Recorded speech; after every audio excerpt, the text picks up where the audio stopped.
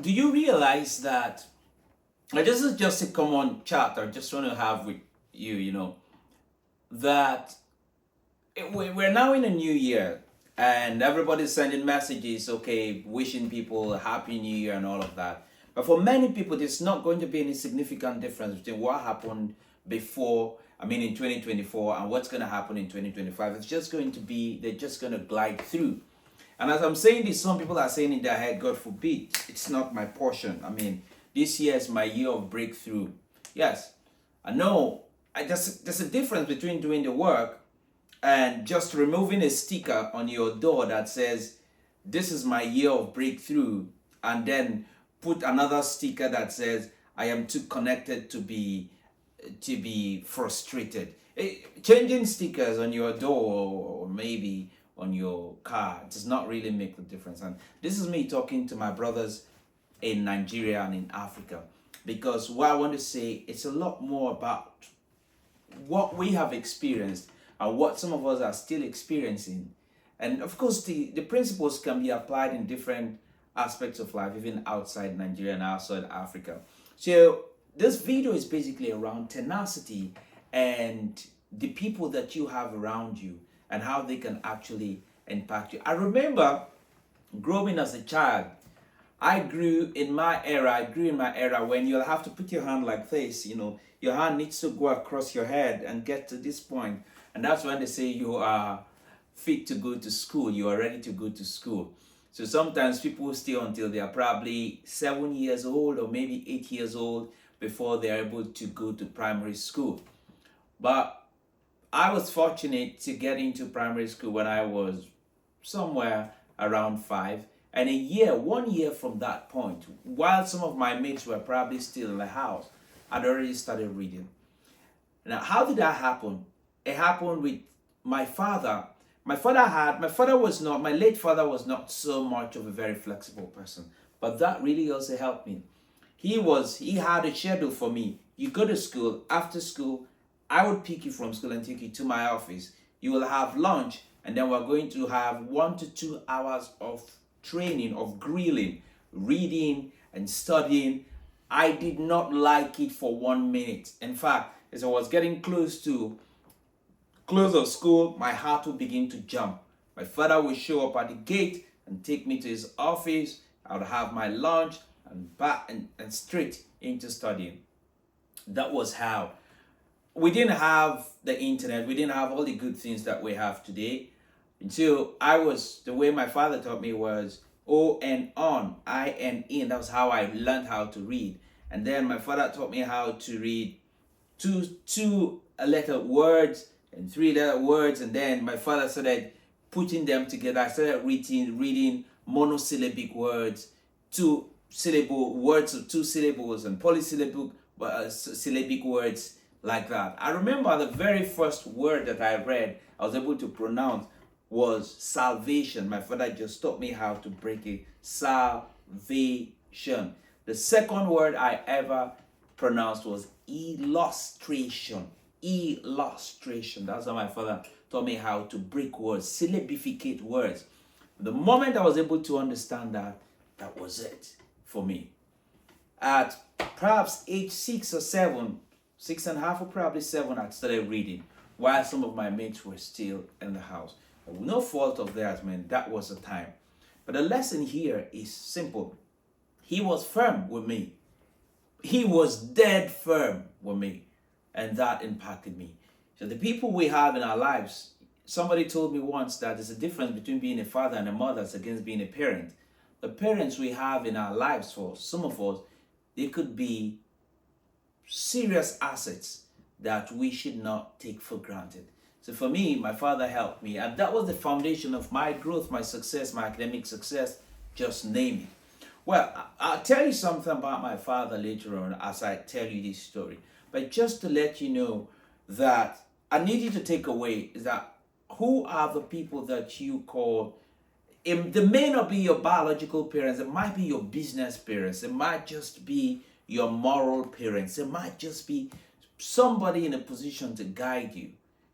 Okay, like my father was in a position to guide me to teach me how to read. That was just the very basics, apart from other things that he taught me to do.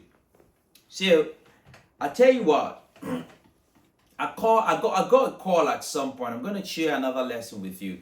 As I share these stories, it's just for you to pick the lessons. And I tell you that this discipline that he built in me, even if I didn't know them, I didn't know why, I didn't know how beneficial they would be for me in the future. They would be to me in the future. They really did help me. And so I grew with that bit of, there's a system to learning. You know, you plug and then you do little things consistently over an extended period of time. And boom, you see the result. For me, it was that those 1 to 2 hours every day, and in a year and a half or so, I could read polysyllabic words. I could read when my mates were still struggling to even put 2 letters together. And these became manifest at some point. A friend of mine called me and said he needed help. And so that took me to Calabar to work for a logistics firm. I got there and I started working with my friend and the entire team. It was a call. I know I had a challenge then with my MTN SIM. So I was going to change the SIM. I was going to work on the SIM. So I got there, they unblocked the SIM, and immediately his call was the first call. And he said, "Can you come to Calabar? I need you right now." I just went home, carried my bag, and boom, I was away to Calabar. And that's how I started working with that company. They were importing lots of energy drinks and all of that. So we were always on the move. So I got a call. I knew I wasn't doing anything that was going to stop me. And I said, yes, here I am. Let's go. Showing up means a lot. As you walk into 2025, you need to ask yourself, are you willing to show up? God, I cannot explain enough why it's important to show up every time. As long as it is beneficial, and when it means showing up, it has to be in a measured form. You need to be sure that this is in line with your values and the things that you've put in place and your goals at the end of the day. So I went to Calabar and we started working together. Lots of stuff were happening. And one day there was a meeting. I was in the HR department managing administration and all of that. So one day there was a meeting. It was supposed to be a sales meeting. I don't know what happened. And then he said, "Hey, Stallone, can you come with us?" So instead of me saying, "Oh no, I'm the admin guy, I'm the HR guy, I'm not really into sales and marketing," I just picked up my stuff and we went for the meeting. So when we got there, the meeting was really good. It was going on well. But I had to chip in a couple of things in the negotiation and the whole meeting and all of that. I didn't know that somebody was watching me. And he was watching me. He was the chairman of the company that with the other organization. That was Orange Resort. We went to speak to. He was watching me. And this person was Chief Okoye. And Chief Okoye, after the meeting, approached me and we talked. And he said, "Young man, I like the way you approach matters. I like the way you communicate. I like the way you carried yourself in the course of the meeting." So he gave me his card, and we talked for a while and we left. And then later on, he called me up and then asked me if it would be okay if I was open to a new job outside Calabar, and I said yes. So we spoke, and then he asked for my CV. I sent my CV down, and boom, he went quiet. Now, this was a time when the world expects you to hold a job, hold a job for an extended period of time. I was that person that was always, if the job was not okay, I didn't find satisfaction, I was going to move. So if you take a look at my CV at that time, I was always moving like every 18 months. It was as if I was ahead of my time.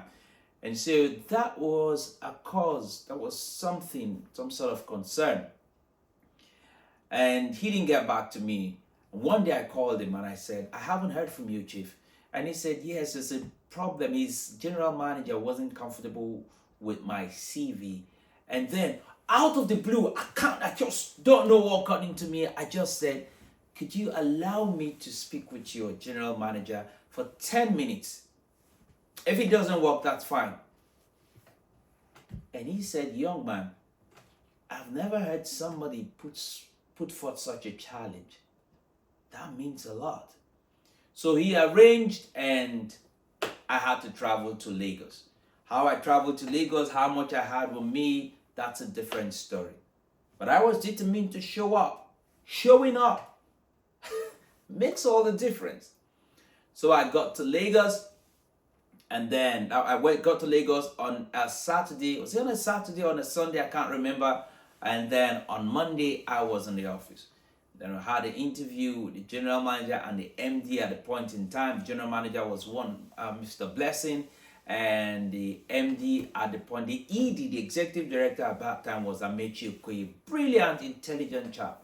So after the interview, I got employed as the deputy national sales manager for the company, and I worked with another amazing lady, Francesca. So that was how I moved from Port Harcourt to Calabar to Lagos. Showing up. So when you get the call, you've got to decide whether you want to show up or you want to give all the excuses in the world. If you give excuses, nothing happens. In fact, you don't feel like it. Emotions don't give us results. It's the actions, the activities that we carry out that actually give us results. So as you move from 2024 to 2025, if you carry the same thinking, the same mindset of I don't feel like doing it, nothing is going to happen. You have to get into 2025 really ready to take action, really ready to show up. I've told this story a number of times about me showing up. When I had an interview in the United Kingdom and I didn't want to show up. I just felt, well, I don't think I want to do this. Just a few minutes to the interview time, I just went there. I just remember this voice saying, Stallone, you have spoken on different platforms, telling people, encouraging people to always show up. Show up. Even if you're not going to take this job, show up. So I showed up. Lo and behold, I loved the interview. The whole process went well. Boom, I got the job, and that just took me to another level. Showing up makes a difference, my friend. It makes a difference, my friend. You get into 2025, you need to ask yourself, are you going to show up? So let me take you back to my father and the discipline that comes with that showing up, how I got that. I think I learned that, and the discipline that he instilled in me, and why we need to appreciate those around us that would hold us accountable and would not take nonsense from us when we begin to give all those stupid and useless excuses why we don't want to do certain things, or why we want to do certain things that will not profit us. They'll slap you and say, hey, get up, you stupid fool. You need people like that. So I got to Lagos. 10 days into staying in Lagos, they were working on, if you understand the Zumba, by the way, I was staying in VGC and I had to travel down to my place of work. I had to go through Zumba, by the way, if you know Lagos very well. And the Zumba, by the way, was being worked upon, was being constructed, was being built. The traffic was hellish. I'd have to leave home very early, sometimes as early. If I was going to the mainland from the island, oh boy, you've got to leave the house about 4:15, 4:30 or 5, or you will not get to the office until somewhere around 10. So that was my life. 10 days after that, I called my dad. Ring, ring. Yes, my dad picked, say, hey, how's Lagos? And I said, whoa, Lagos is hellish. And he said, yeah, so what do you want to do? I said, I want to come back. And there was this silence. And my father just said, come back to where? And I said, come back home. Lagos is too fast. It's too everywhere. It's too scattered. I'm not used to this chaos. So he asked me one question first. He said, and I think that was the only question. He said, are there people still in Lagos? I said, yes. And he said, whatever they're doing to survive, you do the same and survive. Don't come back. If you ask me today, I think my success is built upon that phone call. If my father said, oh, if it's so hard, it's so difficult for you, why don't you come back home? That's okay. Because after all, my father had his own building. I had my own apartment I was living in before I left. I could still go back and just say, relax, chill. My father said, there's no place for you again. Stay there. Whatever people are doing to succeed, you also do the same and succeed. I had to stay back. It was hard. There were times when I would drink water. I had no money. It was so hard that I would eat just once a day. I'll be drinking lots of water. I had this colleague of mine, Chine, and Chine would say, you like to drink lots of water. Oh, that's really good, man. I wasn't drinking lots of water for health purposes. I was broke, and I needed to manage my resources. But that was how I stayed until the first month ended. It got easier and easier, and the rest is history. The point is, my father could have said, come back home. So when you find people in your life that are always accepting those useless excuses from you, you need to really reevaluate. Are they really helping you, or they're killing you? You really need to get people that are saying, I'm not going to take those excuses from you. Go down there and do the work. If my father had not said, whatever people are doing to succeed, you also do it legitimately, legally. Don't come back home. There's no place. I probably would have gone back home. Well, I'm thinking that if I'd called my mom, I probably would have gone back home, because she would have just said, oh, my boy, come back. My father wasn't like that. He wasn't going to have that. And that was how I stayed back in Lagos. And, and I grew from there. I'll tell you one more story about why it's important to be careful about people around you. See, I was working for this company as a deputy national sales manager. At some point, I became in charge of training, and then I became the deputy head of HR, and eventually I headed the HR department in that organization. It was really a nationwide organization, huge. I learned a lot, grew there, and it taught me a lot. But then along the line, I got another job on the other side of that's the mainland of Lagos. So I'll have to travel across the third mainland bridge to the other side. And this job was going to pay me 3.5 times what I was earning, what I'm currently earning. Assuming I'm still in this company, I'm going to a new company. That company is going to pay me 3.5 times. And then I called my wife and I said, I don't think I want to take this job. And she said, why? And I said, she said, how much are they willing to pay? And I told her the amount. And she said, why don't you want to take the job? And then I said, because it's too far from the house. It means I'll be traveling every day. And she paused for a moment and she said, if you're from Nigeria, you'll understand this. And she said, your village people don't pursue you, Abi. That means it's like a way of saying, are you nuts? What's wrong with it? Have you been hypnotized or something?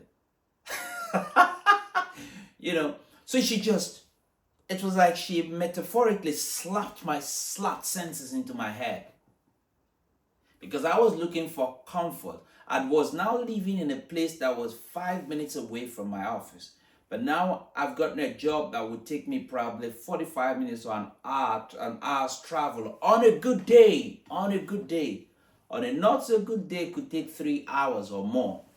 And she said, listen, we can move homes. Why would you leave a job promises to pay you 3.5 times what you're earning right now, and you're saying you're not going to accept that? Are you nuts or something? We all need people that would just slap us sometimes into that space. As you walk into 2025, I tell you with all seriousness, look for people that would slap senses into you every time. They could be mentors, they could be coaches. If you have to pay them, pay them. If you have to join masterminds, if you have to join groups where people have similar goals and they would hold you accountable, really, go there and that will be fine. In as much as people are doing all the greetings and exchanging all the pleasantries, don't allow this softness to overtake your mind. Life is a battle. If you do not engage in the game, you will not earn as much as the players. You've got to play in the game of life. If you decide to be a spectator or just be a commentator, you will not earn as much as the players do. So the essence of this video is to slap some senses into you, my friend. If you think, oh, we're walking into 2025 and it's just going to be business as usual, I would pray and put all this stuff into play. I would pray and hope that everything falls into place. You've got to show up. You've got to find people in your life and hold them strong enough. People that will slap sense into your head sometimes when you begin to go soft and you want to stay in your comfort zone. I love what John Maxwell would say. John Maxwell said that growth begins outside your comfort zone. So I thought to put this message out and to let you know, don't get soft. It's 2025. You need to stay focused on your goals. Find people that will slap senses into your head, people that will hold you accountable. That's what I mean. And always, always show up in a measured way that suits your goals, and do not rather detract you or take you away from your goal. If you have anybody that is tolerating your nonsense, cut the person out of your space. You don't need people that will tolerate your nonsense. Until I come your way again, my name is Stallone-Obaraemi Samuel, and my sincere desire for you is that you go on succeeding by becoming a better version of yourself. Bye for now.